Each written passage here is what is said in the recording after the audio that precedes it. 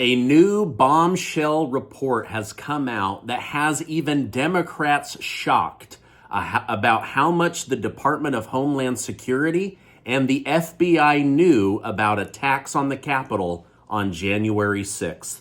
Plus, Tucker Carlson goes after the deep state, and Trump says all of the stuff you've been using against me just proves that I'm totally innocent. Thank you so much for liking and sharing these videos. It really helps me out, so thank you so much. Also, make sure to check down below for the $5,000 giveaway with 10 winners that my wife and I are doing, thanks to generous video sponsors. Let's go ahead and jump into the news. I'll be back in my home office tomorrow, so wish us luck as we travel home with 5 people. A new bombshell report with over 100 pages has come out. A new Democrat Senate report shows the FBI and the Department of Homeland Security knew of the chatter and the threats that were coming against the nation's capital leading up to the Trump rally on January 6th. Some threatened to attack the police, that they were going to go in with weapons, that they were going to seek out specific people like Nancy Pelosi and Chuck Schumer and others. And they absolutely knew that this was happening, and they chose to ignore it. They also, it looks like, purposely had a smaller amount of armed forces like police units, Capitol Police, barricades than normal. Now, many Democrats were even shocked by this, right? We've all just been put through the January 6th hearings. Trump's been badmouthed up and down Washington, D.C., and this new Senate report shows that the FBI and the DHS knew for a fact that something was going to happen on that day.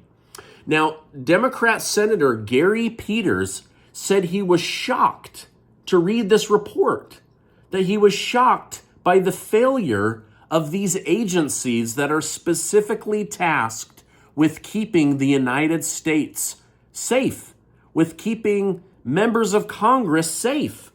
He says that they totally messed up, that they knew, they heard all of the chatter, they knew about the threats of violence, they knew about the weapons, and they said and did nothing. So, wait a minute. I thought Trump had secretly organized an attack on the Capitol with people he's never met and somehow used Morse code to communicate his wishes. And now they're saying this is a Democrat-led report showing, a 106-page report showing that the FBI and DHS knew that this was going to happen. I mean, I'm blown away. How many times are we going to be lied to over and over and over again? They do not want the truth. They want the narrative. And that's why you watch this channel.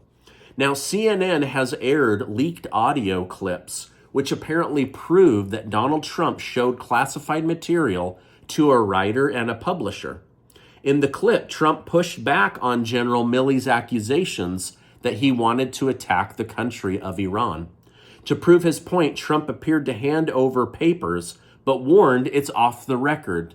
In reference to the documents being discussed in this audio, Trump stated, "This totally wins my case, except it is like highly confidential, secret.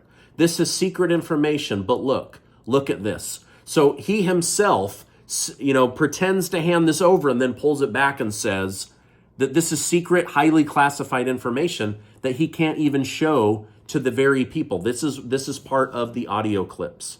Now, former President Donald Trump defended himself, stating, "I would say it was bravado. If you know what the truth is, it was bravado. I was talking and just holding up papers and talking about them, but I had no documents." So he's saying, I didn't have the real classified documents in my hands. I was just holding a piece of paper to make a point. I didn't even have the documents. Now, I think it would be very hard for the Department of Justice to prove that he had actual documents because it's just an audio clip. Now, General Milley would be able to confirm whether those were secret documents or not. Other people in the room, But they don't just allow these out anywhere. These are highly classified, and so he would not have been flashing those around, according to him. So that's what's going on with that story today. Now, Secretary of State Antony Blinken has reportedly responded to Ohio Representative Jim Jordan's request for comment on his role in the production of the letter which claimed that the Hunter Biden laptop was Russian disinformation.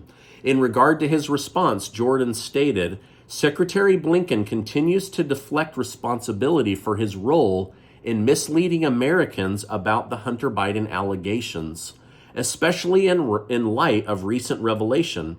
Congress should be ready to use all available options to get to the truth. So Jim Jordan is basically calling out the Secretary of State, who was high up in the Biden presidential campaign, and called for 51 former members of the FBI and the CIA to draft a letter saying that Russia had invented this laptop and put fake pictures in order to embarrass Joe Biden, but in reality, this is a real laptop full of just disgusting information. Now, Joe Biden has just enraged some of his supporters with his recent comments on abortion. During a fundraising event that took place yesterday, Biden seemingly contradicted himself by stating, I'm a practicing Catholic. I'm not big on abortion, but guess what? Roe versus Wade got it right. Now, is this a contradiction? Is Biden compromising his beliefs for politics? Let me know in the comments down below. It does seem to, maybe it's just in his old age, he slipped and said, oh, I don't actually believe in abortion, but I've been fighting for it, and it goes against my religious beliefs. But let me know, what are your thoughts in the comments down below? Ukrainian President Volodymyr Zelensky has vowed to remain in charge until the war is over, which means there will be no election until peace is restored. Basically, they're canceling the presidential election in Ukraine. While this comment seems anti-democratic, Zelensky defended his decision by stating, if we have martial law, we cannot have election. The Constitution prohibits any elections during martial law. And if there is no martial law, then there will be.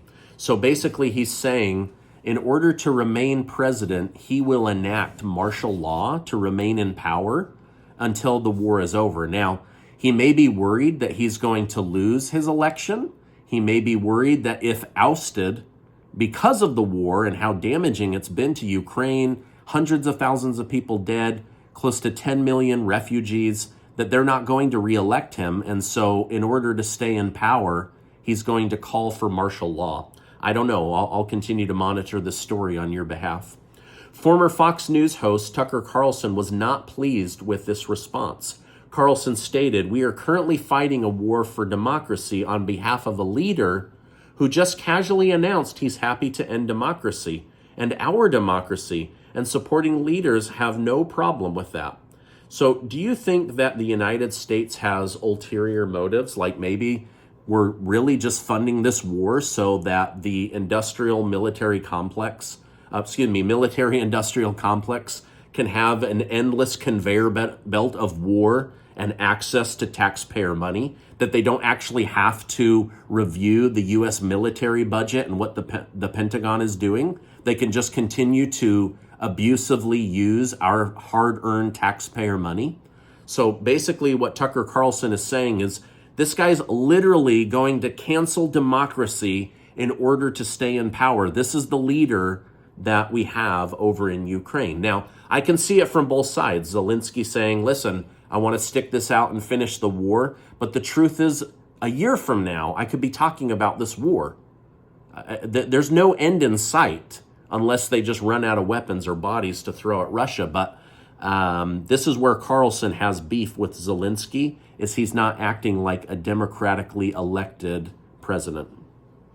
Just after Russia pardoned the Wagner mercenary group, the U.S. Treasury has issued sanctions to block funding to the group. The sanctions target 4 companies accused of gold dealing on behalf of Wagner. The Treasury stated the companies have engaged in illicit gold dealings to fund the Wagner Group to sustain and expand its armed forces, including in Ukraine and Africa. The Daily Caller has reported that the two marketing VPs involved in the infamous transgender Bud Light campaign have been permanently fired by Anheuser-Busch after costing them almost $10 billion in stock losses. In recent weeks, Bud Light sales have been down nearly 25%, which is one of the worst marketing blunders in history. Like, I promise you, your children will study this in college, just like I studied marketing success and blunder when I went to college. But right now, Modelo has overtaken Budweiser as the hottest beer in America. Now, Casey and I are giving away $5,000 in cash. 10 of you that watch me are going to win, and I'll make sure to leave a link down below. We will pick the winners the first week of July, and you will be alerted via the email used to register. I'm not going to post it on YouTube or put it in the comments because scammers pretending to be me with my name and my picture are out pretending, oh, you're the winner, give me your banking information, and then boom, they try to steal money from you. So be very, very careful. The scammers are all over YouTube. They use anybody's face out there that has a big YouTube following. Now, before you go, I want to remind you that you are amazing. I can't wait to be back in my home office and continue to research and bring you all of the latest and biggest news stories each and every day. Hey, I appreciate you so much. Check out this super important video and hit that subscribe button. We're almost to 1.3 million subscribers. Help me get there. Help me get across the finish line. Hey, thanks so much. Check out this video, and I'll see you on the next video.